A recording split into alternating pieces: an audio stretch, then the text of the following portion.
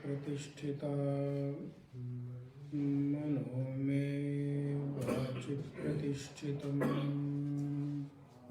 आविराविर्म एधिः वेदस्य माडिस्थः श्रुतं मे मा प्रहासीः अनेनाधीतेन अहोरात्रान् संदधामि ऋतं वदिष्यामि सत्यं वदिष्यामि तन्मामवतु तद्वक्तारमवतु अवतु माम् अवतु वक्तारम् अवतु वक्तारम्।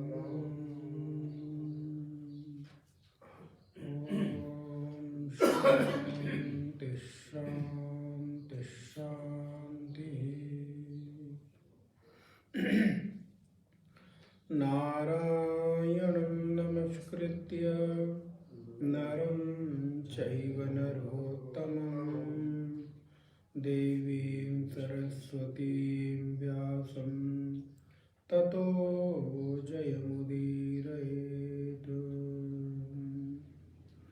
सदाशिवसमारम्भां शङ्कराचार्यमध्यमाम् अस्मदाचार्यपर्यन्तां वन्दे गुरुपरम्पराम्। नारायण। मुंडक 3 खंड 2 मंत्र 5 से पाठ करेंगे। संप्राप्य निशयो ज्ञान तृप्ताः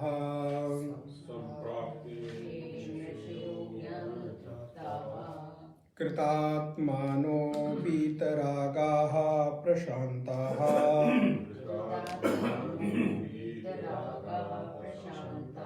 ते सर्वगं सर्वतः प्राप्य धीराः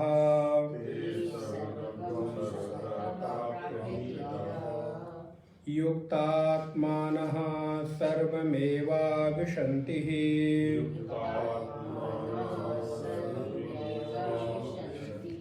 वेदांत विज्ञान सुनिश्चितार्थाः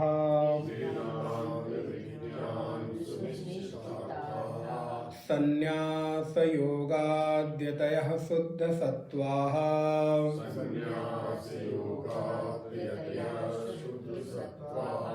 ते ब्रह्मलोकेषु परान्तकाले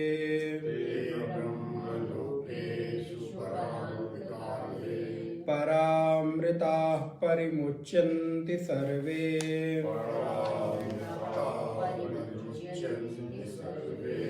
गताः कलाः पंचदश प्रतिष्ठाः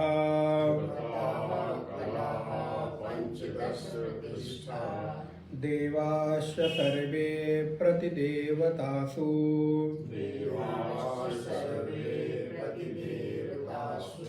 कर्माणि विज्ञानमयश्च आत्मा परे व्यये सर्व एकी भवन्ति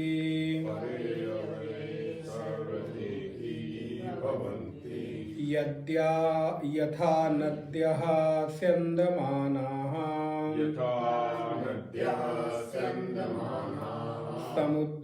समुद्रेस्तं गच्छन्ति नाम रूपे विहाय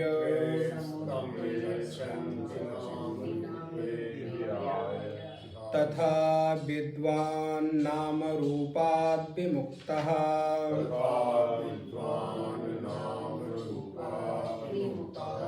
परात् परं पुरुषमुपैति दिव्यम्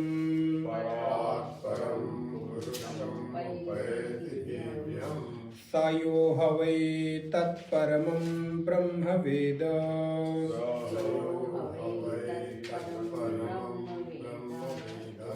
ब्रह्मैव भवति नास्य ब्रह्मवित् कुले भवति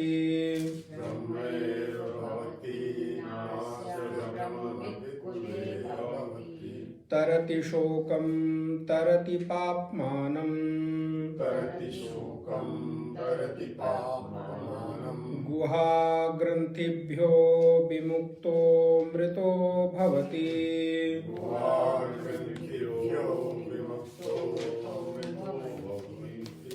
तदेतद्ऋचाभ्युक्तम्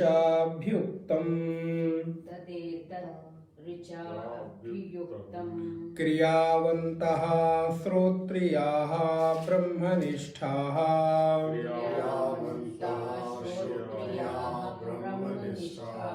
स्वयं जुह्वत् एकर्षिः श्रद्धयन्तः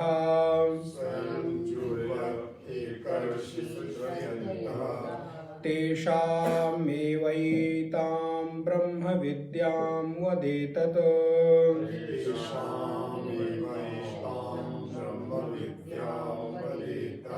शिरोव्रतं विधिवदैस्तु चीर्णम्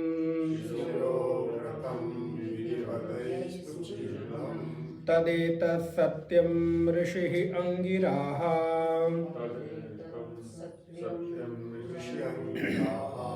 तदेतत् सत्यं ऋषिरांगिराः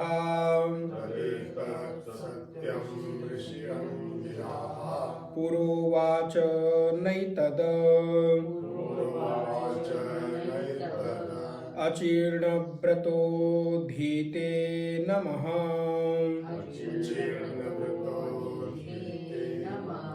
परं ऋषिभ्यो नमः परं ऋषिभ्यः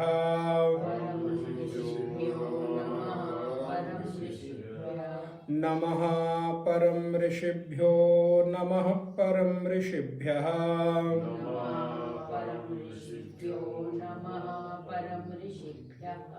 इति तृतीये मुण्डके द्वितीयः खण्डः।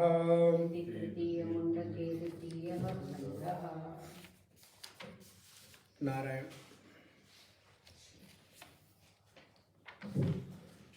पूर्व की कक्षा में हम लोगों ने इस तृतीय मुंडक के अंतिम खंड का 5वां मंत्र देखा। उसके पूर्व भगवती श्रुति ने ये आत्म तत्व किन लोगों को प्राप्त होता है ऐसा यहाँ पर उद्घोष कर रही हैं। फिर कहते हैं कि संप्राप्य ऋषयोः ज्ञान तृप्ताः कृतात्मानो वीतरागाः प्रशान्ताः ते सर्वगं सर्वतः प्राप्य धीराः युक्तात्मानः सर्वमेवा विशन्ति। वो जो आत्म तत्व को सम्यक प्रकार से जो आत्मदर्शी महापुरुष है, जो ज्ञान से तृप्त है, कृतकृत्य है, वीतराग है, उपरम है, ये पिछली कक्षा में हम लोगों ने देख लिया था। ऐसे वीतराग, उपशम, प्रशांत, सर्वत्र व्याप्त आत्मचेतना को जो धीर लोग हैं वो लोग प्राप्त करते हैं, उसी में लीन हो जाते हैं। आप लोगों ने एक बात बड़े ध्यान से कभी ध्यान दीजिएगा कि शास्त्रों में धीर शब्द का खूब प्रयोग हुआ है और प्रायः उपनिषदों में तो धीर शब्द की कई बार आवृत्ति होती दिखाई देती। कठोपनिषद में तो कई बार धीर शब्द का प्रयोग किया गया है। तो धीर से तात्पर्य है कि जिसके भीतर प्राप्त परिस्थितियों में किसी भी प्रकार से विचलन की स्थिति ना हो, क्योंकि ये विद्या ऐसी है, ये शास्त्र ऐसा है कि इसको मनुष्य की प्राप्त परिस्थितियों में ही हमें आत्मसात करना है। इसके लिए अलग से कोई आपको एक ऐसा दिन आएगा कि जिस दिन हम सर्वतः अनुकूल होगा और फिर बैठकर आत्मानुसंधान करेंगे, तो वैसा मनुष्य जीवन में कभी संभव नहीं है। इसलिए धीर शब्द बहुत उपयोगी है। और धीर का जो अर्थ किया गया संस्कृत में, वो कहा गया कि प्राप्त परिस्थितियों में बिना किसी प्रकार से प्रतिकार किए हुए उसको सहन करना। अप्रतिकार पूर्वकम सहनम सर्व दुखानाम, सहनम सर्व दुखानाम अप्रतिकार पूर्वकम। हाँ, तितिक्षा, धीर। तो सहनम सर्व दुखानाम, दुखों का सहन तो हो, लेकिन कैसे हो? बोले अप्रतिकार पूर्वकम, कोई प्रतिकार ना हो। प्रतिकार माने कोई हम रिएक्ट ना करें, ठीक है, जो जैसा है उसको वैसा स्वीकार कर लेने का नाम ही धीरता है। तो ऐसे लोग घटाकाश और मठाकाश की भांति, जैसे घट टूटने के बाद महाकाश हो जाती, पिछली कक्षा में इस पर भी विस्तृत विचार हुआ था। जैसे घट टूटने के बाद घट का अपना कोई अस्तित्व नहीं रह जाता, घटाकाश मठाकाश में महाकाश में विलीन हो जाता है, वैसे इस देह के छूटने के बाद, इस शरीर के न रहने के बाद, जब आत्म चेतना इस शरीर से निकल जाती है, तो ये भी महातत्व में, परम चेतना में विलीन हो जाता है। फिर इसका कोई अस्तित्व अपने रूप स्वरूप में नहीं बचता। वैसे ही जैसे छोटे से घट के टूटने के बाद वो आकाश हो गया, अब घट घट नहीं रहा, अब वो आकाश हो गया, विस्तार हो गया, व्यापक हो गया। अच्छा, अभी आज आप देखेंगे इसमें एक दो और उदाहरण आए हैं। जैसे कि घट के टूटने के बाद वो आकाश तो हो गया, महाकाश तो हो गया, तो अगर कोई देखे तो दो दृष्टि से देख सकता है। एक तो पहला व्यक्ति देखे कि देखो देखो घट तो टूट गया, इसका अस्तित्व तो समाप्त हो गया, अब ये नहीं रहा, ये पहली दृष्टि हुई। दूसरी दृष्टि है कि नहीं, अब घट टूट गया, घट में किसी भी प्रकार का बंधन तो नहीं रहा, अब घट कभी भी अपने अस्तित्व के लिए नहीं लड़ेगा। अब घट को अपने अस्तित्व को बचाए रखने के लिए किसी भी प्रकार का एफर्ट नहीं करना है। अर्थात अब वो घट ना होकर सदा सदा के लिए अजर हो गया, अमर हो गया। अब वो घट के रूप में भले अजर अमर ना हो, लेकिन उसके आकाश के रूप में तो वो अमर हो ही गया। व्यक्तित्व तो टूटा, घट रूपी जो आकार था वो टूटा, घट रूपी जो नाम और रूप था वो टूटा, घट रूपी एक जो विशेष स्थान था वो टूटा, लेकिन अब वही घट विस्तीर्ण हो गया, व्यापक हो गया। तो अब आगे कहते हैं कि इसी प्रकार देह को त्याग देने के बाद इसकी जो चेतना है वो व्यापक हो जाती है, चेतना अनंत में विलीन हो जाती है। वेदांत विज्ञान सुनिश्चितार्था, ये साधन है, इस आत्म चेतना को प्राप्त करने का साधन है। एक लाइन में बड़ी सुंदर पंक्ति कहा गया और बहुत सुंदर ये उपयोगी है। वेदांत विज्ञान सुनिश्चितार्था, बस यहां कॉमा लगा दे। वेदांत के विचार से, अब आप वेदांत जानते हैं, हर मंत्र में हर शब्द की व्याख्या अपेक्षित नहीं, क्योंकि पूर्व में इसको बताया जा चुका। वेदांत का तात्पर्य है वेदों का जो तात्पर्य है, अर्थ है, वेद कहना क्या चाहते हैं, इतने वेद के 1,00,000 मंत्र किसके लिए हैं, उसको वेदांत कहते हैं। वेद का जो अंतिम भाग है, वेदानाम अंतः, जो वेद का अंतिम भाग है, जिसको आप अपने हाथों में लेकर इस उपनिषद के रूप में बैठे हुए हैं।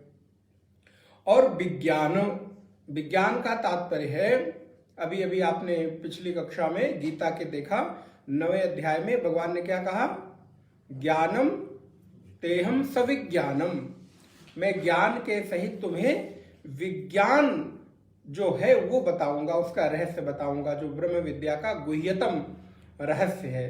तो विज्ञान आप श्रवण तो करें, लेकिन केवल मेरे सुना देने से, आपके सुन लेने से बात नहीं बनती।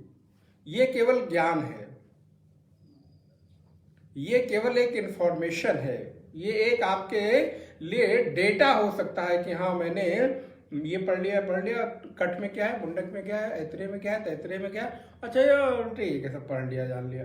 बोले उससे कुछ भी बहुत, हाँ ठीक है, बहुत से तो बेहतर है ही है, और उससे बेहतर, लेकिन बहुत जो लाभ उसका मिलना चाहिए था वो लाभ नहीं मिलेगा। वो कैसे मिलेगा, जब आप इस श्रवण किए हुए ज्ञान को विज्ञान बना लेंगे।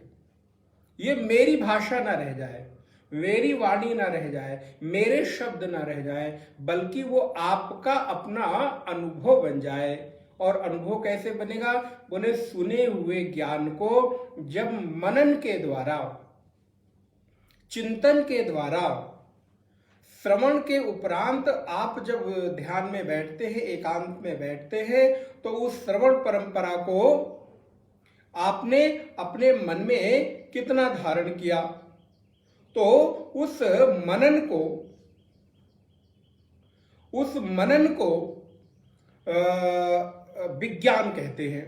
तो वेदांत विज्ञान सुनिश्चितार्थाः। अच्छा, मनन करना है तो कुछ भी मनन कर लें, बोले नहीं। देखिए ये मंत्र बड़ा उपयोगी है। बोले सुनिश्चितार्थाः, निश्चित मत करिए, सुनिश्चित करिए। सुनिश्चित करने का तात्पर्य है मेरे कहने भर से नहीं। विचार करिएगा, हो सकता है कि हम कहने में अपना भी कुछ आग्रह डाल दें, अपना कुछ सिद्धांत डाल दें। मेरे से तात्पर्य है अन्यान आचार्य। हो सकता है कोई व्यक्ति अपना मत का आग्रही हो जाए, तो बोले नहीं, निश्चित तो आपने यहां सुनकर कर लिया, लेकिन सुनिश्चित कब करना है, जब आप मनन कर लेंगे। तो इसको ऐसे जोड़ें, श्रवण के द्वारा निश्चित होता है और मनन के द्वारा सुनिश्चित होता है। उस पर आपके अनुभव की मुहर लगनी चाहिए।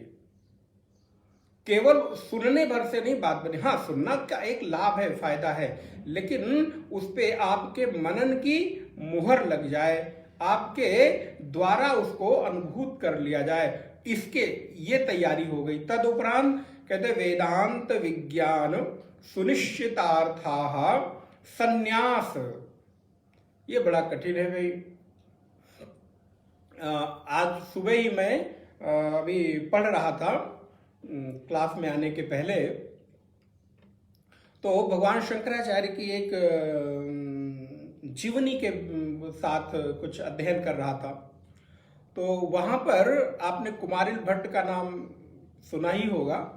कुमारिल भट्ट और भगवान शंकराचार्य का शास्त्रार्थ हुआ, और शास्त्रार्थ में जो निर्णायक की भूमिका में बैठी वो उभय भारती, दोनों के बीच में बैठकर, नहीं, निर्णायक की भूमिका में भारती बैठी, मंडन मिश्र की पत्नी। तो जब शास्त्रार्थ प्रारंभ हुआ भगवान शंकराचार्य और मंडन मिश्र का, तो अब ये हुआ कि इसको निर्णय कौन करेगा, कौन हार जीत को निश्चित करेगा। तो ये हुआ कि भाई और कोई तो यहाँ पर उस योग्य दिख नहीं रहा है, तो मंडन मिश्र की पत्नी भारती को इसकी भूमिका में रखा जाए। ये है सनातन परंपरा। अब आजकल के जो तथाकथित नारीवादी वाले लोग हैं कि हम कितने उनका सम्मान और कितना हमारी परंपरा में उनको आदर्श के रूप में प्रतिष्ठित किया गया, उस समय भगवान शंकराचार्य ने और मंडन मिश्र ने बिल्कुल स्पष्ट रूप से, भगवान शंकराचार्य शास्त्रार्थ के लिए बैठे तो मानो मंडन मिश्र ने या उभय भारती ने संकेत किया कि कहीं ऐसा तो नहीं कि आप हारने लगे, क्योंकि मंडन मिश्र भी सामान्य नहीं। कुमारिल भट्ट के पास जिस समय भगवान शंकराचार्य गए तो कुमारिल भट्ट भूसी पर बैठ, तुषाग्नि, तुष की अग्नि पर बैठकर अपना शरीर जलाने के लिए उद्यत हो गए थे, अग्नि लग चुकी थी। बोले अब मैं तुम्हारा कोई सहयोग नहीं कर सकता, लेकिन तुम मेरे ही जैसे मेरे शिष्य महिष्मति में चले जाओ और वहां पर मंडन मिश्र के साथ तुम्हारी सारी शंका का समाधान हो जाएगा। ठीक है, तो मंडन मिश्र आए तो चर्चा प्रारंभ हुई। तो बोले कि अगर ऐसा हुआ कि तुम हार गए तो कहीं ये आरोप तो नहीं लगाओगे कि निर्णय तो भारती ने दिया है, तो मेरी पत्नी होने के नाते उन्होंने कुछ पक्षपात किया हो। भगवान शंकराचार्य ने कहा कि जिसको हम निर्णायक की भूमिका में स्वीकार कर लेते हैं फिर उसका सारा निर्णय स्वीकार होता है, निष्पक्ष होता है। हम फिर इस प्रकार का इसमें निर्णय हुआ और इसी बात पर अंतिम में शास्त्रार्थ तो बहुत विषयों पर हुआ, अंतिम में इस बात का शास्त्रार्थ हुआ कि गृहस्थ धर्म से उत्तम कोई नहीं है। भगवान शंकराचार्य का कहना था, मैं इसको मानता हूं, लेकिन आत्म तत्व की प्राप्ति के लिए संन्यास धर्म से उत्तम कोई नहीं है। इस पर लंबा शास्त्रार्थ चला। तो यहाँ पर जो भगवती श्रुति कहती हैं कि वेदांत विज्ञान सुनिश्चितार्थाः संन्यास योगात्, संन्यास के साथ, संन्यास के कई सारे अर्थ हैं। संन्यास का एक भौतिक अर्थ अगर देखें तो वेश धारण है, जो हम गैरिक आदि वस्त्रों को देखते हैं। लेकिन संन्यास का तात्पर्य केवल इतना भर नहीं है। संन्यास का तात्पर्य है, संन्यास शब्द अगर हम देखें तो न्यास के न्यास से बना है और सा उसमें सम जो है उसमें उपसर्ग लगा है। तो न्यास का तात्पर्य होता है कोई चीज रखना। जैसे आप भूमि पूजन करते हैं तो क्या कहते हैं? शिला न्यास। हम शिला को, पत्थर को, ईंट को यहां पर न्यास कर रहे हैं, क्षेपित कर रहे हैं, रख रहे हैं। तो इसी प्रकार हमारे शास्त्रों में जब आप बैठते हैं तो पूजा वगैरह में देखिए करण न्यास होता है, हाथों के द्वारा मंत्रों को करते हैं। हृदयादि न्यास होता है, अंगन न्यास होता है, पूरे शरीर में उस मंत्र के द्वारा शुद्धि का आवाहन किया जाता है। तो न्यास शब्द अपने आप में रखने के अर्थ में है। तो संन्यास का अर्थ है सम्यक प्रकारेण न्यासः, जिसने अपना सब कुछ न्यास कर दिया है, छोड़ दिया है, त्याग कर दिया है, रख दिया है, चित्त से निकालकर अब बाहर रख दिया है, चित्त को खाली कर दिया है। ऐसे योग्य युक्त चित्त को संन्यास कहते हैं। उसका फिर एक परंपरा में है और एक घोषणा है कि अब मैं सन्यासी हो गया। तो कैसे हो गया? जिससे आप मुझे डिस्टर्ब ना करें, जिससे आप मेरे इर्द गिर्द बहुत ना रहें। तो उसके लिए फिर आचार्य परंपरा में वेश को, एक सन्यास धर्म को, सन्यास परंपरा को भगवान शंकराचार्य ने प्रारंभ किया। और ये सन्यास परंपरा भगवान शंकराचार्य के समय से प्रारंभ हुई वेश के रूप में। नहीं तो 3 अवस्थाओं तक लोग रहते थे, चतुर्थ में आते आते सम्यक प्रकार साधना करते करते और शरीर छूट जाती थी। लेकिन भगवान शंकराचार्य ने फिर 10 नामी परंपरा प्रारंभ की, गिरी, पुरी, भारती, तीर्थ, अरण्य, वन, पर्वत इत्यादि। तो कहने का तात्पर्य है कि संन्यास योगात् व्यतयः शुद्ध सत्वाः, शुद्ध सत्व होकर संन्यास के द्वारा जब हम इस वेदांत से सुनिश्चित किए हुए अपने ज्ञान को धारण करते हैं तो ते ब्रह्मलोकेषु परांत काले, फिर वो उस समय ब्रह्मलोक में शरीर जिस समय त्याग करते हैं, शरीर छोड़ते समय, परांत काले परामृताः, पर अमृताः, इसको अगर संधि विक्षित करेंगे, परिमुच्यन्ति सर्वेः, सब कुछ छोड़कर मुक्त हो जाते हैं। अर्थात भगवती श्रुति स्पष्ट कर रही है कि वेदांत के द्वारा श्रवण किए हुए ज्ञान को निश्चय किया, निश्चय के उपरांत मनन करके आपने सुनिश्चित किया और फिर संन्यास धारण कर लिया। बोले महाराज अब सांसारिक रूप से संन्यास धारण नहीं कर सकते क्योंकि हमारी एक व्यवस्था है, समाज की व्यवस्था है और जीवन की हमारी एक विवशता है, तो क्या करें? तो बोले संन्यास फिर आपने मन का ले लिया, आपने त्याग कर दिया, समर्पण कर दिया और तदोपरांत शुद्ध सत्वाहा संन्यास योग से युक्त होकर शुद्ध सत्व होकर जीवन में धर्म आचरण करते हुए तप, ज्ञान, मर्यादा, साधना, इसके द्वारा आपने भगवती सुरति का आलंबन। और फिर मैं आपको पूरा निवेदन करूं, किसी से आपने सुन लिया और आपने मान लिया, ये उच्च साधक के लक्षण। बोले महाराज क्या करें, तर्क वितर्क कुतर्क करें? बोले नहीं नहीं, यहां तर्क वितर्क कुतर्क की बात नहीं हो रही। आप तर्क करें लेकिन उस तर्क में श्रद्धा समाहित हो।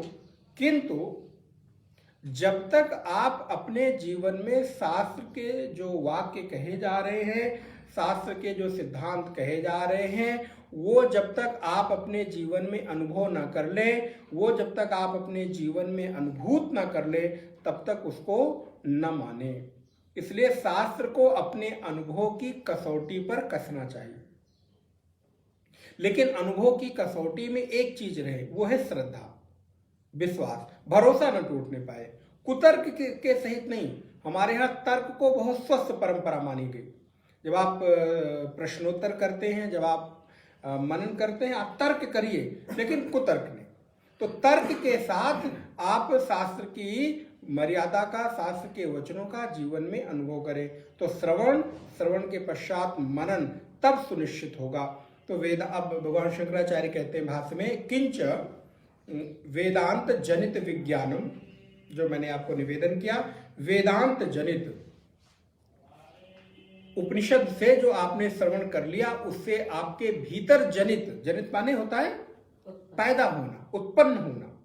तो पुनः पुनः इस बात पर भगवान शंकराचार्य जोर दे रहे हैं कि केवल सुनने से मत मान लो, आप उसको जानने के बाद कम से कम एक कक्षा के श्रवण के बाद जितनी देर सुनते हैं उतनी देर न सही तो आधी देर तो कम से कम उस कक्षा का मनन होना ही चाहिए। लेकिन हम सबका यही है, क्लास यहाँ हुई, किताब यहाँ बंद हुई और फिर अगले दिन अगली कक्षा में किताब यहीं पर खुली।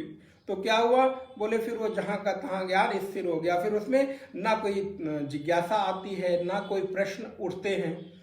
मतलब इतना वेदांत और उपनिषद सुनने के बाद साधकों को प्रश्न उठना चाहिए कि ये प्रश्न आ रहा है, इसका कैसे समाधान हो। इसका मतलब प्रश्न नहीं उठ रहा है तो मनन नहीं हो रहा है। मनन होगा तो ही जिज्ञासा और भाव पैदा होगा। तो वेदांत विज्ञान, वेदांत जनित विज्ञानम, वेदांत विज्ञानम तस्य अर्थः परमात्मा विज्ञेयः। देखिए बिल्कुल स्पष्ट कर दिया कि वेदांत से जनित जो विज्ञान है उसका अर्थ है परमात्मा विज्ञेय, भगवान जानने योग्य हैं, जानने लायक हैं। ये बात निश्चित हो गई। परमात्मा विज्ञेय सो अर्थः सुनिश्चितो एसाम ते वेदांत विज्ञान सुनिश्चितार्थाः। उसका विषय परमात्मा विज्ञेय कहा गया है। ये निश्चित प्रकार से आपने जान लिया, अर्थात वेदांत श्रवण के बाद अब ये संदेह न रहे कि भगवान है भी कि नहीं है। ये निश्चित हो गया, वो है, भरोसा पक्का हुआ। दूसरा, वो जानने योग्य है, वो जाने जाते हैं। ये तीन बातें हैं। एक बात है, जानने योग्य हैं, ये दूसरी बात है, और जाने जाते हैं, ये तीसरी बात है। हाँ, कोई चीज है तो वो मुझे मिल सकती है। जैसे संसार में बहुत सारी भौतिक वस्तुएं हैं, तो आप क्या कहते हैं, अरे भाई पैसा हो तो कोई चीज दुर्लभ नहीं है, आप कुछ भी चीज खरीद लो, बाजार में तो सब कुछ उपलब्ध है। तो इसका मतलब है वो पाया जाता है और मैं पा सकता हूं, लेकिन उसके लिए शर्त आपने क्या रखी? पैसा, कोई भौतिक संसाधन आदि खरीदने के लिए। एक उदाहरण जस्ट आपको दिया। तो तीन चीज आपकी उसमें बुद्धि आई, लेकिन आपने ध्यान नहीं दिया। एक है, एक पाने योग्य है और एक मैं पा सकता हूं। ठीक यही है। परमात्मा है, पाया जाता है और मैं पा सकता हूं, पाने योग्य वही है।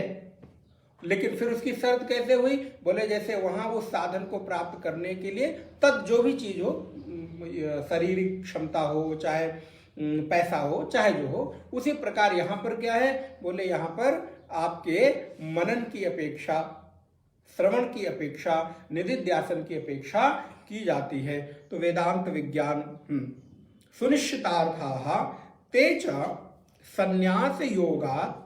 अब संन्यास का अर्थ कर रहे हैं। संन्यास योगात् का तात्पर्य है सर्व कर्म परित्याग लक्षणः। संन्यास सबसे पहला जो लक्षण है संन्यास का, अब आज के वर्तमान के सन्यासियों को ना देखिएगा, नहीं तो कई बार उनमें भी ये भाव घटित नहीं होता, दिखाई देता। तो सर्व कर्म परित्याग, कुछ भी रहे ही ना उनको करने के लिए, सिर्फ और सिर्फ प्रातः से रात्रि विश्राम तक एक ही कार्य रहे, वो है आत्म चिंतन, या अगर मैं कहूं ब्रह्मचर्य। तो ब्रह्मचर्य जब मैं कहता हूं तो शारीरिक ब्रह्मचर्य ही केवल नहीं, उसमें वो तो इंक्लूड है ही। ब्रह्मचर्य का तात्पर्य भगवान शंकराचार्य ने अपने भाष्य में किया, ब्रह्म के लिए की जाने वाली प्रत्येक चर्या को ब्रह्मचर्य कहते हैं। तो उसमें शारीरिक संयम तो है, उसके साथ आपका भजन भी ब्रह्मचर्य है, आपका ये श्रवण भी ब्रह्मचर्य है, आपका चिंतन भी ब्रह्मचर्य है, आपका मंदिर जाना, उपासना करना, आरती करना, गुरु सेवा करना, दान करना, उपासना करना, व्रत करना, ये भी ब्रह्मचर्य ही है। क्योंकि ब्रह्म के प्रति की जाने वाली प्रत्येक चर्या, प्रत्येक क्रियाकलाप, प्रत्येक हमारी जो एक्टिविटी है वो ब्रह्मचर्य के अंतर्गत ही आती है। इसलिए केवल और केवल हम एक ही जगह उसको रूढ़ कर देते हैं। शारीरिक वो तो है ही, लेकिन उसके साथ अन्य भी हमारी साधनाएं उसी के ओर जाने वाली वो ब्रह्मचर्य ही है। तो भगवान शंकराचार्य कहते हैं सर्व कर्म परित्याग लक्षणः, जो सर्व कर्म त्याग के लक्षण से युक्त है, योगात, योग माने जुड़ना, योगात केवल, अब इसको जिसके पास भाष्य अंडरलाइन कर ले, केवल ब्रह्मनिष्ठा स्वरूपात योगात यतयः, जो यत्न करते हैं, जो यति, इसीलिए सन्यासी को यति भी कहा जाता है। यति का तात्पर्य है यत्न करने वाला, यत्नशील जो है वो उस ब्रह्मचर्य के लिए यत्न कर रहा है। तो ब्रह्मनिष्ठा स्वरूपात योगात यतयः यतनशीलाः। देखिए यतनशीलाः, यतनशील कैसे हुए? बोले क्या करें? तो बोले उसके लिए शुद्ध सत्वाः, शुद्धम सत्वम एषाम संन्यास योगात ते शुद्ध सत्वाः। जो लोग शुद्ध सत्व, अब शुद्ध सत्व का तात्पर्य प्रत्येक चीजों से है। प्रायः तो शुद्ध सत्व का जो व्यवहार है वो दो चीजों से लिया जाता है, एक है आंतरिक और एक है बाह्य, अंतः पवित्रता और बाह्य पवित्रता। अंतः पवित्रता का तात्पर्य है मेरे द्वारा ग्रहण किए जाने वाले प्रत्येक आहार में शुद्धता। तो क्या करें? शुद्ध आहार ग्रहण करने से केवल और केवल ऑर्गेनिक ही खाएं? बोले नहीं, ऑर्गेनिक खाना तो शुद्ध है ही, लेकिन केवल खाने को ही खाना नहीं कहते, केवल भोजन को ही आहार नहीं कहते। आहार का अर्थ पता है क्या? अर्यते गृह्णते, जो कुछ भी हम ग्रहण करते हैं उस प्रत्येक ग्रहण करने वाली चीज को आहार कहते हैं। भोजन तो आहार है ही, कान भी आहार है, आंख से भी आहार है, नाक से भी आहार है, स्पर्श से भी आहार है, जिह्वा से भी आहार है।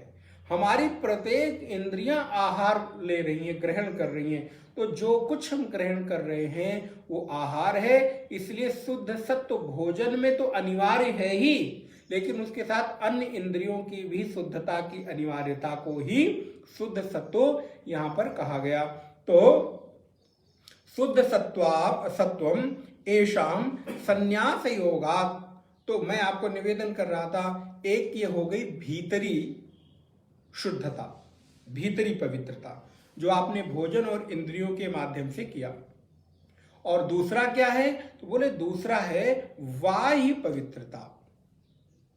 कई बार आप देखें कि बहुत सारे लोगों का, अब आप लोगों को शायद नहीं पाला पड़ता होगा, हम लोग तो बहुत सारे तरह तरह के साधुओं से, महात्माओं से, लोगों से मिलते रहते हैं। महाराज, अब कपड़ा क्यों धुला जाए? आत्मा से कपड़ा का तो कोई कपड़े का तात्पर्य है नहीं। जहाँ रहना है जैसे मर्जी आए वैसे रह लो। बोले नहीं, बाह्य पवित्रता भी आवश्यक है। अब वो फोबिया ना हो जाए। कई बार किसी घरों में देखने को मिलता है कि वो एक धूल भी वहां हो तो फिर महाराज, वो भी नहीं, लेकिन जितना एक पवित्र भाव से आप रह सकते हैं। आप देखिए, आप शुद्ध पवित्र धुले वस्त्र जब पहनते हैं तब अपने मन की गति को देखें, और पहने हुए वस्त्र को ही आप दूसरे दिन पहन लें, वही वस्त्र।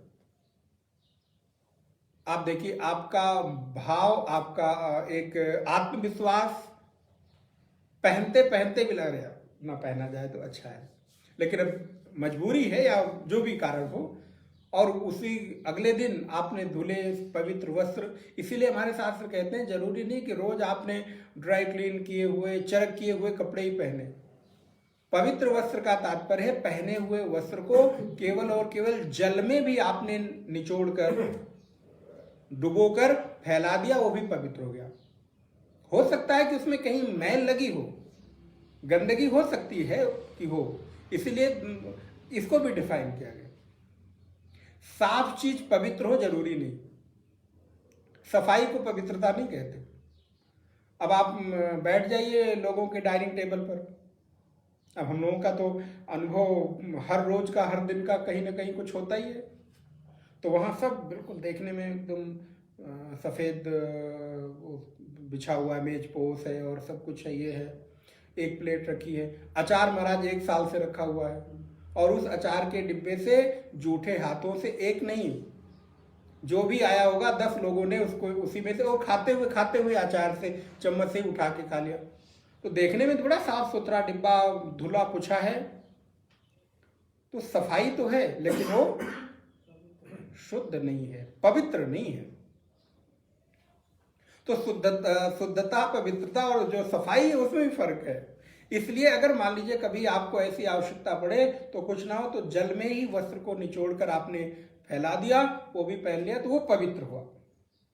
तो इसलिए पवित्रता 2 तरह की है। सत्व, जो यहाँ पर कहा गया शुद्ध सत्व, अर्थात आंतरिक तो होवे ही होवे, बाहर वस्त्रों का, शरीर के अंग प्रत्यंग का, बालों का, नाखून। अब कहेंगे आप ये भी बता रहे, क्योंकि ये भी आपकी पवित्रता का हिस्सा है।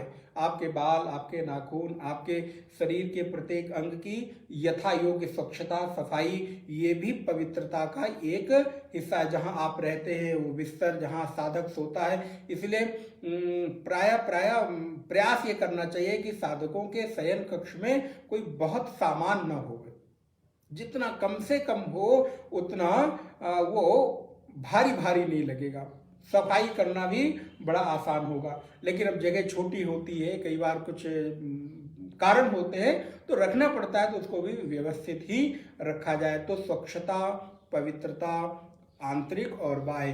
तो शुद्ध सत्वम एषाम संन्यास योगात् ते शुद्ध सत्वाः ते ब्रह्म लोकेषु। अब मंत्र में आया ते ब्रह्म लोकेषु, तो उसको कहते हैं संसारिणाम। अब ये बड़ा कठिन शब्द है। संसारिणाम मरण कालाः, संसार में रहते हुए जो मरण काल है, जिस समय कोई व्यक्ति मृत्यु की शैया पे है, मरण कालाः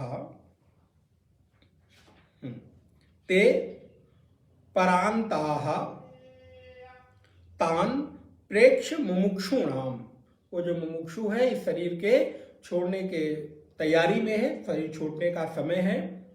मुमुक्षुणाम संसार अवसाने, भाष्य में देख, संसार अवसान, अब संसार का अवसान हो रहा है, अब सब छूट रहा है। इसीलिए देखिए जब आप संन्यास लेते हैं ना तो ये वृत्ति बहुत प्रबल हो जाती है। अभी हमारे यहाँ एक साधक हैं, एक भक्त साधिका हैं, उन्होंने अब अपना अनुभव बताया, भी उन्होंने संन्यास के कुछ चरण को आगे बढ़ाया है जीवन में।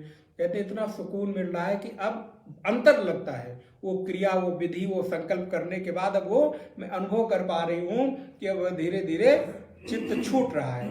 तो अब संसार अवसाने, संसार अब धीरे धीरे छूट रहा है। संसार त्याग के समय भगवान शंकर कृष्ण कहते हैं गीता में, क्या मंत्र है, श्लोक है, प्रयाण काले मनसा चलेन,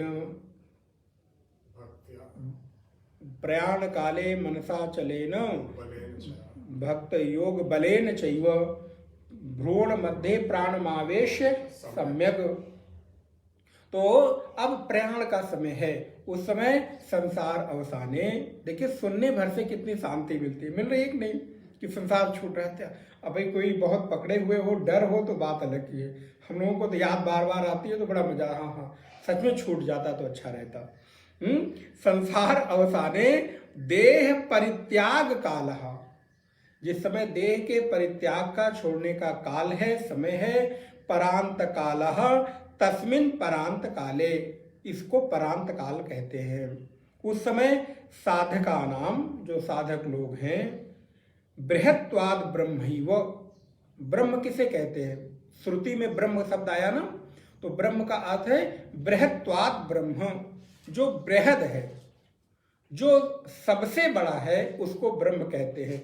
जिससे बड़ा कोई नहीं है, इस संसार में सबसे बड़ा अगर कोई है तो वो ब्रह्म है, उससे बड़ा कोई नहीं है। तो बृहत्वाद ब्रह्मैव लोको ब्रह्मलोकः एक अपि अनेकवद दृश्यते प्राप्यते वा, वो ब्रह्मलोक में जाकर अपने, अतः बहुवचनम, हाँ बोले यहाँ पर इसको बहुवचन में इसलिए कहा गया क्योंकि सब लोग अलग अलग लोकों में जाते हैं, तो इसलिए एके अपि अनेकवद दृश्यते, एक ना होकर अनेक दृश्य हो रहे हैं। जो ब्रह्म है व्यापक है, बड़ा है, तो दिखना चाहिए एक जगह, तो बोले एक रूप में नहीं दिख रहा है, बल्कि वो अनेक रूपों में अलग अलग अलग दिख रहा है, और जो कुछ भी दिख रहा है वो ब्रह्म ही है, इसलिए उससे बड़ा कोई नहीं है। इसलिए यहां पर बहुवचन का प्रयोग किया, दृश्यते प्राप्यते वा, दिखता भी है, और भगवान शंकराचार्य क्या कह रहे हैं, प्राप्यते वा, वो प्राप्त भी होता है। ऐसा नहीं कि केवल दिख रहा है, बल्कि प्राप्त भी होता है। अतः बहुवचनम ब्रह्मलोकेष्विति ब्रह्मणीत्यर्थः, परामृताः परम अमृतम मरण धर्मकम, परम अमृतम अमरण धर्मकम ब्रह्म आत्मभूतम एषां ते परामृताः जीवन्तः एव ब्रह्मभूताः परामृताः सन्तः परिमुच्यन्ति परिसमन्तात्। पहले इतना अर्थ देख लें फिर आगे बढ़े। तो आत्मभूताः, उस व्यापक ब्रह्म विराट जो सबसे बड़ा है, उस ब्रह्म को आत्मभूत कर लिया मृत्यु के सैया के काल में, जिस समय मृत्यु सैया पर है, उस समय कहते हैं परिमुच्यंती, माने छोड़ता है। क्या छोड़ता है, बोले परिसमन्तात्, जहां से उसकी आसक्ति है और जहां तक है सब कुछ जब छोड़ता है। कैसे, बोले प्रदीप्त निर्वाणवत। पहला उदाहरण, प्रदीप्त निर्वाणवत, प्रदीप्त माने प्रज्वलित, जो दिया है वो जब बुझने लगता है तो देखिए वो धीरे धीरे तेल बत्ती घी को सब छोड़ने लगता है, और वो धीरे धीरे धीरे धीरे बुझने की स्थिति आती है। आप घर में दिया जलाएं, आरती कर रहे हो और रखी हो, जब बुझने लगे तो आप क्या कहते हैं, अबे बुझ रही, इसमें घी तेल खत्म हो गया, बत्ती खत्म हो गई। बोले ऐसे ही प्रयाण काल में ये शरीर से भी प्रारब्ध का जो घी है वो पूरा हुआ, और ये भी धीरे धीरे धीरे धीरे बुझने लग गया। तो प्रदीप्त निर्वाणवत और घट घटाकाशवच्च, दूसरा उदाहरण दिया घटाकाश, जो भी हम लोगों ने देखा कि जैसे घट है, जब वो टूट जाता है तो घट ना रहकर वो महाकाश हो जाता है। घटाकाशवच्चा निवृत्तिम उपयान्ति।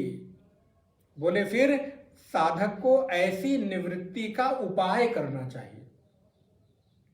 बुझते हुए दीपक की भांति और टूटे हुए घट की भांति छोड़ने का उपाय साधक को करते रहना चाहिए। उपयांति परिमुच्यन्ति, परिसमन्तात् मुच्यन्ते, सर्वेन देशांतरम गंतव्यम अपेक्षन्ते। फिर उसको कहीं देशांतर की जाने की अपेक्षा नहीं रह जाती है, फिर वो वहीं पर रह जाता। मैं हर कक्षा में सोचता हूँ कि पूरा हो जाएगा, फिर एक ही मंत्र हो पाता है।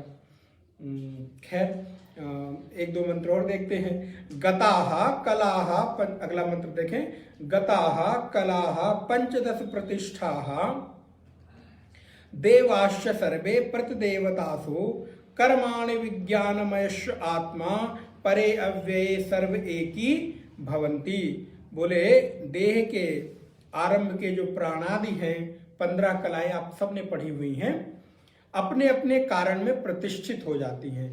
ध्यान रखिए, मृत्यु का ये थोड़ा सा वर्णन यहाँ कर रहे हैं। जिस समय ये शरीर शांत होने की स्थिति में होता है, उस समय ये देह धीरे धीरे अपने कारण की ओर जाने लगता है। सारी इंद्रियां अपने अपने कलाओं में धीरे धीरे प्रतिष्ठित होने लगती हैं। इसलिए वो शरीर धीरे धीरे करके एक तरह से निर्जीव होने लगता है। और चक्षुरादि जो इंद्रियां हैं, उनके जो अधिष्ठाता देव हैं, क्योंकि आपने पढ़ा है सभी इंद्रियों के देव होते हैं, अधिष्ठाता देव होते हैं। वो अधिष्ठाता देव अपने अपने देवता आदित्य आदि में लीन हो जाते हैं।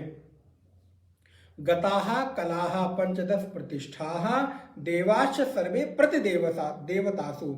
जो इंद्रियों के देवता हैं वो अपने मुख्य देवता में प्रतिष्ठित हो जाते हैं, विलीन हो जाते हैं। कर्माणि विज्ञानमयश्च, उसके बाद उसके जो संचित आदि कर्म हैं, 3 प्रकार के कर्म होते हैं, क्रियमाण, संचित और प्रारब्ध। तो जो हम अभी कर रहे हैं ये संचित हो रहा है और संचित से प्रारब्ध बन के हमको अभी कर्म करने के लिए प्रेरित कर रहा है। तो देखें तो आपको जो भी मिल रहा है वो आपका है, आपके कर्मों का है। यहाँ पर कोई चीज आपको मुफ्त में नहीं मिलती। इस संसार में सब कुछ पे, आप लोग कहते ही हैं, सुनते ही हैं, संसार में सब चीज के लिए आपको कीमत चुकानी पड़ती है, पे करना पड़ता है। इसलिए आप अगर कुछ भी अनुकूलता भोग रहे हैं, प्रतिकूलता भोग रहे हैं, उसके लिए आपने कीमत चुकाई है। अपना कर्म की कीमत, प्रारब्ध की कीमत आपने दी है। इसलिए कर्माणि विज्ञानमयश्च। और वो जो कर्म है, संचित आदि कर्म, वो विज्ञान में, आत्मा में, अविनाशी परमात्मा में एक हो जाते हैं। बट ध्यान रहिए, सभी के नहीं, ये उसकी चर्चा हो रही है जो पीछे ब्रह्मनिष्ठ आत्मज्ञानी महापुरुष है। नहीं तो पता चला अरे जब अंतिम में मरते समय सारे संचित कर्म सब विलीन ही हो जाएंगे, सारी चीजें अपने में विलीन हो जाएंगी, तब तो क्या करना जीवन और मौज को। बोले नहीं, ये उसकी बात हो रही है। नहीं तो हम आप जैसे साधकों के संचित कर्म, प्रारब्ध कर्म कभी मिटते नहीं हैं। उन्हीं कर्मों के वशीभूत हमें अगला अगला जन्म मिलता रहता है। ये उसके कर्म नष्ट हो जाते हैं जो आत्मज्ञानी है, जिसको कर्म में कर्तृत्व और भोक्तृत्व की आसक्ति नहीं रह गई, कर्तृत्वाभिमान और भोक्तृत्वाभिमान नहीं रह गया, उसके लिए कर्म कोई मायने नहीं रखता है। फिर उसको कोई कर्म बंधन में नहीं डालता। जो प्रारब्ध में मिल गया है उतना भोग कर इस शरीर को छोड़कर समाप्त, भस्मीभूत हो गया। लेकिन हमारे कर्म अभी संचित जो है वो प्रारब्ध बनकर हमको अगले जन्म में मिलेंगे। और ये जो क्रियमाण किया है वो तो जाकर स्टोर हो ही रहा है। इसलिए अभी का किया हुआ स्टोर हो रहा है और पहले का स्टोर हुआ हमको मिल रहा है, प्राप्त हो रहा है। वो उसमें मिलकर एक हो जाते हैं और आत्मा परे अव्यये सर्व एक ही भवन्ति। और एक हो जाते हैं, कैसे हो जाते हैं? बोले जैसे आपने बाल्टी में जल भर के रखा हो और ऊपर से सूर्य देव का प्रतिबिंब पड़ रहा हो और आपने बाल्टी का पानी हटा दिया, माने समाप्त कर हो गया, तो अब क्या हुआ? सूर्य देव।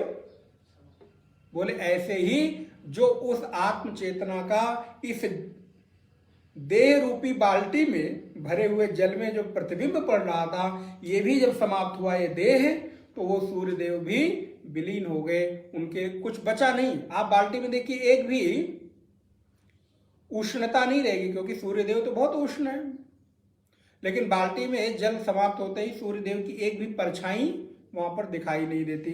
वैसे उस ज्ञानी के देह के समाप्त होते ही सब कुछ मिट गया, फिर उसको कुछ भी मिलता नहीं है। कैसे? तो कहते हैं यथा नद्याः स्यन्दमानाः, बड़ा सुंदर उदाहरण है, क्लासिकल कसा हुआ। यथा नद्याः स्यन्दमानाः समुद्रे स्तम, जैसे गंगा जी जब गंगोत्री से निकलती हैं, गोमुख से निकलकर और बंगाल की खाड़ी में जाकर समुद्र में मिलती हैं, तो गंगा गंगा रहती हैं। बोले गंगा तभी तक है जब तक समुद्र के मुहाने पर है। तो समुद्र के मुहाने का जल गंगा जल है, लेकिन समुद्र में मिला हुआ जल गंगा जल, देखिए 1 फीट की दूरी भी नहीं है। ये वाला जल आप अगर भरकर लेकर आते हैं तो उसकी महिमा गंगा जल की है, और वही सीमा पर अगर यहां से आपने जल ले लिया तो वो गंगा जल, आप मृत्यु के समय अंतिम समय में वो जल नहीं डालते, फिर आपको नहीं गंगा जल ही डालना है। तो गंगा तब तक गंगा है जब तक कि उनका अपना नाम है और रूप है, आकार है। वैसे ही आत्मदेव तभी तक इस कौशिक चैतन्य के रूप में या यहाँ बैठे हुए जो भी दिनेश महेश है उनके रूप में है, जब तक इस देह में है। इस देह के मिटते ही, नाम रूप के हटते ही समुद्र में अर्थात विराट में, व्यापक में मिला तो वो तद्रूप हो गया। अच्छा, गंगा जब तक गंगा है तब तक उनकी सफाई का अभियान चलता है, नमामि गंगे की योजना, क्योंकि वो नाम और आकार छोटा है, उनके गंदे होने की, सूख जाने की, उनको समाप्त हो जाने का भय है। लेकिन जो गंगा समुद्र में मिल गई, उनकी सफाई का अभियान, अब तो वो व्यापक हो गई, विराट हो गई। अब वो गंगा जल कभी मिटेगा नहीं, वो समुद्र में मिलकर अनंत में विलीन हो गया। इसलिए जब तक इस कौशिक चैतन्य के नाम रूप में ये देह है, तब तक इसको बचाए रखने के लिए, इसके यश अपयश के लिए, इसकी कीर्ति के लिए, इसके सजोए सजाने के लिए बड़े प्रयत्न की जरूरत है। लेकिन जैसे ही उसमें विलीन हुआ, वैसे इसकी कोई आवश्यकता, ये फिर अनंत में विलीन हो गया, इसकी कोई जरूरत रही नहीं। इसलिए गंगा तब तक गंगा है जब तक वो समुद्र में ना मिल जाए। तो यथा नद्याः, अच्छा अगर गंगा सोचे मेरा नाम रूप बचा रहे और फिर मैं अनंत हो जाऊं, व्यापक हो जाऊं, तो नहीं हो सकती। उनको अपना नाम भी खोना पड़ेगा, रूप भी खोना पड़ेगा, अपनी महिमा भी खोनी पड़ेगी, अपना महात्म खोना पड़ेगा। उस जल की वो महिमा नहीं रह जाती जो समुद्र में है। जो गंगा जल, जो समुद्र में मिलने से पहले गंगा जल की है, वो समुद्र में मिलने के बाद की नहीं है। तो नाम रूप महिमा सब कुछ खोनी पड़ेगी। तो जैसे नदियां जब अपना नाम रूप खोती हैं, तो नदी नदी ना होके क्या हो गई? समुद्र। इसलिए समुद्र का एक नाम है नद, समुद्र का पर्यायवाची नद भी है, तो वो अब नदी ना होकर नद हो गया। तो वैसे ही गक्षन्ति नाम रूपे विहाय, जाती हैं अपना नाम रूप को त्याग करके। तो तथा विद्वान, उसी प्रकार जो विद्वान है, ज्ञानी है, आत्मदर्शी है, वो भी अपने नाम और रूप के लिए बहुत प्रयत्नशील नहीं रहता। वो भी नाम रूप विहाय विद्वान विमुक्तः, वो विद्वान भी अपने नाम रूप को विहाय माने छोड़कर, त्याग कर विमुक्त हो गया है। परात् परम पुरुषमुपैति दिव्यम, फिर वो प्राप्त हो गया किसको? उस समुद्र की भांति परम पुरुष, दिव्य पुरुष को प्राप्त हो गया। फिर ये एक पुरुष ना होकर महापुरुष हो गया, दिव्य पुरुष हो गया, अनंत पुरुष हो गया, अनंत और व्यापक हो गया। आहा, बड़ी सुंदर ये श्रुति है। अब इस उपनिषद को थोड़ा पूरा ही कर लेते हैं। 2 मंत्र और हैं। स यो हवै तत्परमं ब्रह्म वेद ब्रह्मैव भवति। बोले उस लोक में जो कोई उस ब्रह्म को जान लेता है, सा माने वह, ऊपर जो विद्वान बताया गया, यो हवै तत्परमम, उस परम ब्रह्म को जानता है, ब्रह्मैव भवति। इसलिए आप लोग सुनते, इतना खाली सुनते रहते होंगे हम लोगों के मुख से, ब्रह्मविद ब्रह्मैव भवति। यहां क्या कहते हैं? ब्रह्मवेद ब्रह्मैव भवति। ब्रह्म को जानने वाला ब्रह्म ही हो जाता है, फिर ब्रह्म में और उसमें कोई भेद नहीं रहता। और बड़ी सुंदर पंक्ति, बहुत ही मुझे तो आनंद देती है और साहस देती है और एक आशा भी बंधाती है। आप लोगों के लिए भी होना चाहिए, इसको अंडरलाइन करिएगा। न अस्य अब्रह्मवित् कुले भवति। बोले इस कुल में कोई भी कभी अब्रह्मवित् होकर नहीं मरता। बोले किस कुल में? बोले जो इस वेदांत की कक्षा की कुल में आ जाता है। देखिए भगवती श्रुति कितना आलंबन दे रही है, आसरा दे रही है वेद भगवान। न अस्य अब्रह्मवित् कुले भवति। जो भी एक बार वेदांत की दीक्षा से दीक्षित हो गया, उपनिषद के ज्ञान में तल्लीन हो गया, बोले महाराज लगता तो नहीं आज अपने आप को देखकर? बोले कोई बात नहीं, देखकर नहीं लग रहा है, निश्चिंत रहो, परेशान मत हो। वो संस्कार पड़ रहे हैं, बीज पड़ रहे हैं, आज नहीं तो कल तुमको ब्रह्मविद होकर ही होना है। अब तुम्हें कोई रोक नहीं सकता, भले थोड़ी यात्रा लंबी क्यों ना हो जाए। इसलिए घूम फिर कर, भगवान तो बोले निश्चिंत है गीता में, अर्जुन परेशान मत हो, आज नहीं तो कल घूम फिर के लोग यही मेरे पास ही आएंगे, इसके अतिरिक्त उनके पास कोई मार्ग नहीं है। इसीलिए तो बहुत कम लोग इस ब्रह्मविद की कक्षा में बैठने के अधिकारी होते हैं। लोग नहीं है क्या, या लोग धार्मिक नहीं है, अनुष्ठान नहीं कर रहे हैं? लेकिन नहीं, इस कक्षा में बैठने के सब लोग अधिकारी ही नहीं हैं। गुरुदेव की वो बात आप हमेशा याद रखिए। बड़ा विरोध हुआ जब गुरुदेव पढ़ाने के लिए, उपनिषद पढ़ाने के लिए, देखो ऑडिटोरियम में बैठ के जूते पहना के आप वेद पढ़ा रहे हो। गुरुदेव ने कहा वेद की रक्षा हम नहीं करते, वेद स्वयं खुद की रक्षा कर लेता है। जो अनाधिकारी होगा उसके चित्त में ये उतरेगा ही नहीं। इसलिए आप निश्चित रहो, जो अधिकारी होंगे उन्हीं को ये प्राप्त होगा, वो ही इसमें निष्णात होंगे। इसलिए बड़ी बढ़िया पंक्ति, न अस्य, आपको नहीं सुन के अच्छा लगा, प्रेरणा मिली कि नहीं? न अस्य अब्रह्मवित् कुले भवति। इस कुल में कोई भी कभी अब्रह्मवित् होकर नहीं मरता, अर्थात वह ब्रह्म होकर ही रहता है, ब्रह्मवित् ही हो जाता है। तरति शोकम, वो शोक से सदा सदा के लिए, सारी चिंता से, शोक से तर जाता है, पार हो जाता है। तरति पापमानम, वाह, वो सारे पापों से, इसीलिए ज्ञानी के लिए, ब्रह्मविद के लिए कोई पाप नहीं और कोई पुण्य नहीं। उसको किसी पाप पुण्य से कोई लेप होता ही नहीं, क्योंकि उसको न पाप कभी लपेट सकते हैं न पुण्य लपेट सकते हैं। इसलिए ब्रह्म तरति शोकम तरति पापमानम गुहा ग्रंथिभ्यो विमुक्तो अमृतो भवति।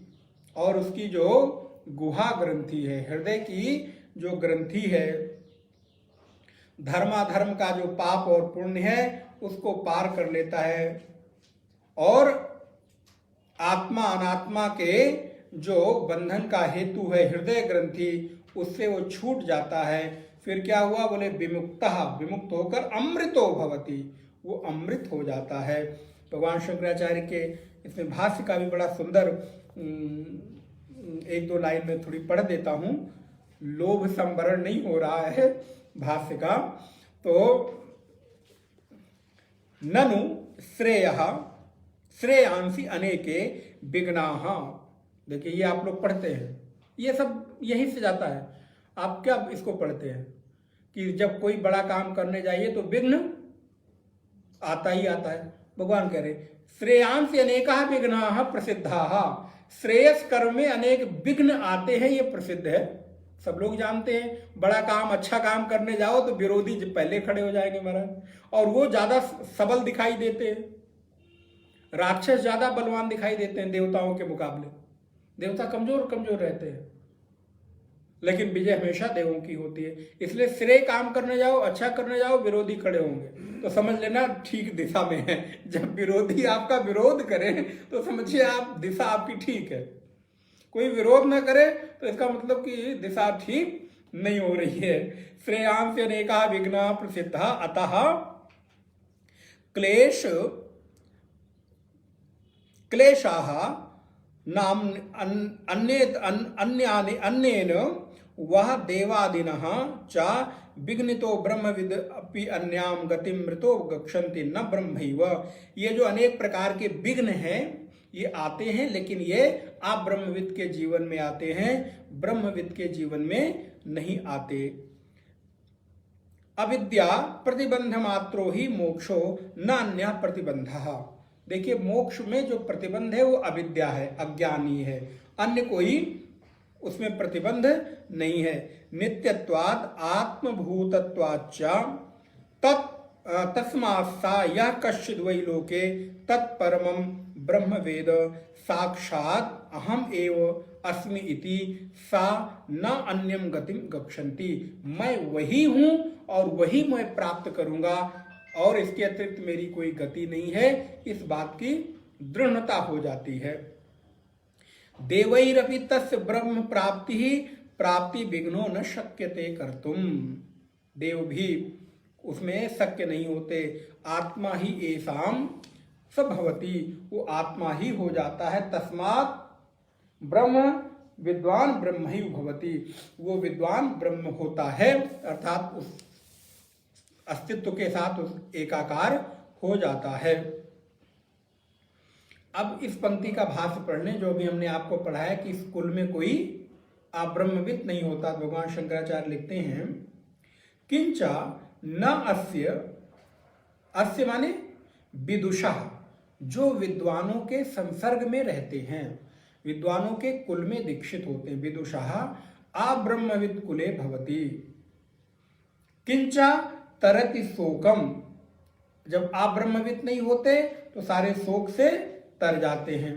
अनेक इष्ट वैकल्य निमित्तम मानसम संतापम, बोले शारीरिक के साथ जो उनका विशेष तरह से है वो मानसिक संताप। देखिए ब्रह्मविद होकर अगर कोई शारीरिक कष्ट में है तो ये उसके आप ब्रह्मविद होने का प्रमाण नहीं है, क्योंकि शरीर के रोग पूर्वकृत प्रारब्ध कर्म का परिणाम है। आप देखिए बड़े बड़े महापुरुषों को कितने प्रकार के जटिल जटिल नाना रोग हुए, इसलिए शारीरिक रोग मिट जाएंगे कदापि नहीं। यहां पर भगवान शंकराचार्य ने क्या कहा, शोकम, शोक का तात्पर्य है अनेक इष्ट वैकल्य, जो विकलता आ जाती, निमित्तम मानसम संतापम, वो कभी मानसिक संताप नहीं होता, मानसिक वो उद्विग्नता नहीं आती। मानसम संतापम जीवन नेवतिक्रांतो भवति। तरति पापमानम धर्माख्याम गुहा ग्रंथिभ्यो हृदय अविद्या ग्रंथिभ्यो विमुक्ताः सन अमृतो भवति इति युक्तम एव। वो अविद्या ग्रंथि से सदा सदा के लिए मुक्त हो जाते हैं। इसको आपने पढ़ा है, विद्यते हृदय ग्रंथि छिद्यन्ते सर्व संशयः क्षीयन्ते चास्य कर्माणि तस्मिन् दृष्टे परावरे। दृग्दृश्य विवेक में भी ये मंत्र आता है। अब कहते हैं तद एतद गुहा ग्रंथिम विमुक्तो अमृतो भवति। मंत्र नंबर 10 देखें, तद एतद ऋचाभ्याम युक्तम, यही बात आगे की ऋचा में कही गई है। क्रियावन्तः श्रोत्रियाः ब्रह्मनिष्ठाः स्वयं जुह्वत एकर्षि श्रद्धयन्तः, जो क्रियावान श्रोत्रिय ब्रह्मनिष्ठ है, स्वयं श्रद्धा से युक्त होकर एकर्ष नामक अग्नि में हवन करने वाले। ये एकर्ष नामक अग्नि होती है, आपने कठोपनिषद में कई प्रकार की अग्नि का नाम पढ़ा है। ये एकर्षी अग्नि है कि अब हमने संन्यास रूपी अग्नि में अपने आप को हवन कर दिया। एकर्ष एकर ब्रह्मनिष्ठा स्वयं जुह्वत एकर्षि श्रद्धयन्तः, एकर्षी नामक अग्नि में हवन करने वाले तथा जिन्होंने, जो प्रसिद्ध है कि सिर को अग्नि पर धारण कर लेते हैं, अग्नि को सिर पर धारण कर लेते हैं, अर्थात उन्होंने सन्यास को सिर पर धारण कर लिया। और इस श्लोक का, इस मंत्र क्या नाम, उपनिषद का नाम क्या है? मुंडक उपनिषद। तो कई लोग ऐसा कहते हैं जो मुंडन कराकर इसका स्वाध्याय करते, बोले क्या करें, मुंडन करा ले उससे कुछ होगा? बोले मुंडन से तात्पर्य है अभिमान का त्याग। क्योंकि देखिए मुंडन अर्थात बालों का हटाना। बालों में हमारा कितना अभिमान रहता है महाराज, बालों को हम कितना संवारते हैं, काले हुए जा रहे हैं, सफेद हुए जा रहे हैं, लेकिन फिर भी तो बालों में बड़ा अभिमान रहता है। तो मुंडन कराने का तात्पर्य है अभिमान त्याग कर जो इस उपनिषद को पढ़ते हैं। और अगर हम करा लें, संन्यास में तो मुंडन होता ही है, तो और भी अच्छी बात है। तेसाम एवताम ब्रह्म विद्याम वदेत शिरोव्रतम, शिरव्रत विधिवत येस्तु चीर्णम, शिरोव्रत का विधि पूर्वक अनुष्ठान करते हैं, वो उस ब्रह्म विद्या को प्राप्त करते हैं।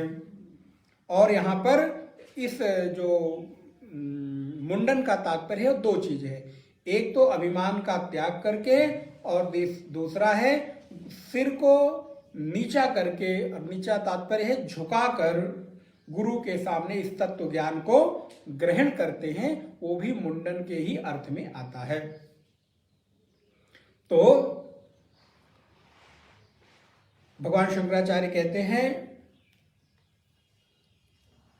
श्रोत्रियाः ब्रह्मनिष्ठाः अपरस्मिन् ब्रह्मणि अभियुक्ताः परब्रह्म बुभुत्सवः स्वयं एकर्षि अनेकर्षि नाम्नाम् अग्निं जुह्वति श्रद्धयन्तः श्रद्धानाः सन्तो ये तेषामेव संस्कृतात्मानां पात्र भूतानां एतां ब्रह्म विद्यां वदेत भूयात् शिरोव्रतम शिरस्य अग्निधारण लक्षणम। यहाँ पर जो शिरोव्रत का नाम आया है, शिरोव्रत का तात्पर्य है अग्निधारण। अग्निधारण अर्थात संन्यास धारण, संन्यास धारण अर्थात अभिमान का त्याग। तदेतत् सत्यम, यह सत्य है। क्या? बोले ऋषि ही अंगिरः। अभी उपनिषद कहाँ से प्रारंभ हुआ याद भी है ना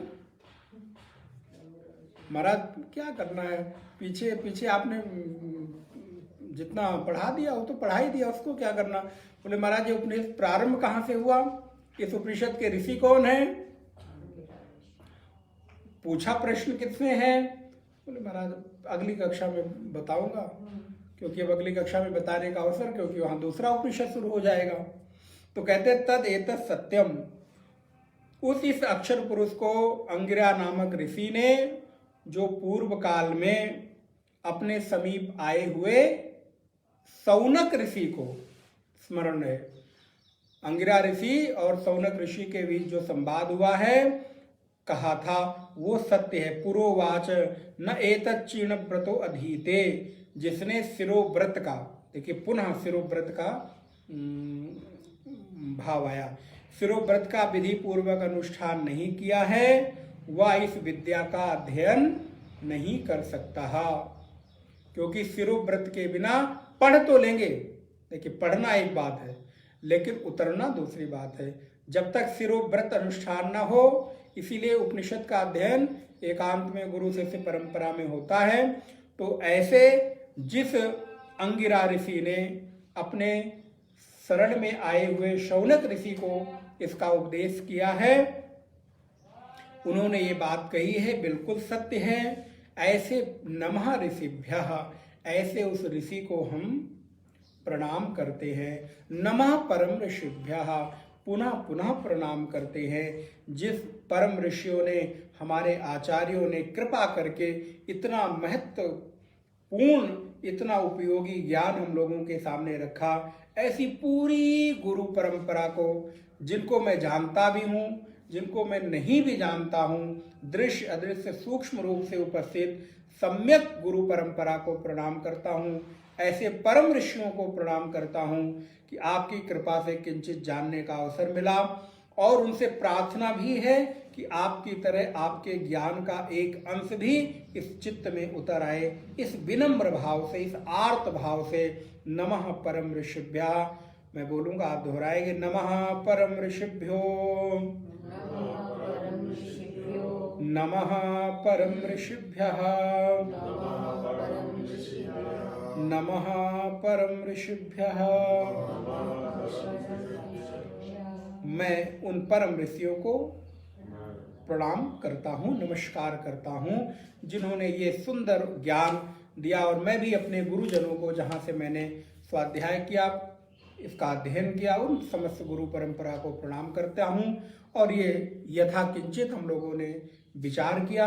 इसी के साथ ही उपनिषद यहाँ पर पूरा तो नहीं हुआ, विश्राम जरूर हो गया। पूरा तो तब होगा जब शिरोव्रत का व्रत लेकर और ये चित्त में उतर आए। तो इस प्रकार हम लोगों ने इसको देखा। इति तृतीय मुंडकोपनिषद भाष्ये द्वितीयः खंडः। इति श्रीमद् गोविंद भगवत पूज्यपाद शिष्यस्य परमहंस परिव्राजकाचार्यस्य श्रीमद् शंकर भगवतः कृता अथर्वणि मुंडकोपनिषद भाष्यम समाप्तम। ओम विष्णवे, 3 बार बोलेंगे, ओम विष्णवे नमः, ओम विष्णवे नमः, ओम विष्णवे नमः। नारायण। हमारी परंपरा है, उपनिषद कभी पूरे नहीं होते, तो जब पूरा हो जाए तो पहला मंत्र फिर गुरु शिष्य को पढ़ा देता है। क्यों पढ़ाता है? कि मैंने अपनी तरफ से तो पूरा कर दिया, लेकिन आपके लिए भी ये पूरा नहीं हुआ। पहला मंत्र पढ़ के हम छोड़ देंगे, जिससे आप इसको आगे बार बार दोहराते रहे, पढ़ते रहे। तो मैं बोलूँगा, आप दोहराएंगे। ओम ब्रह्मा देवानां प्रथमः संबभूव,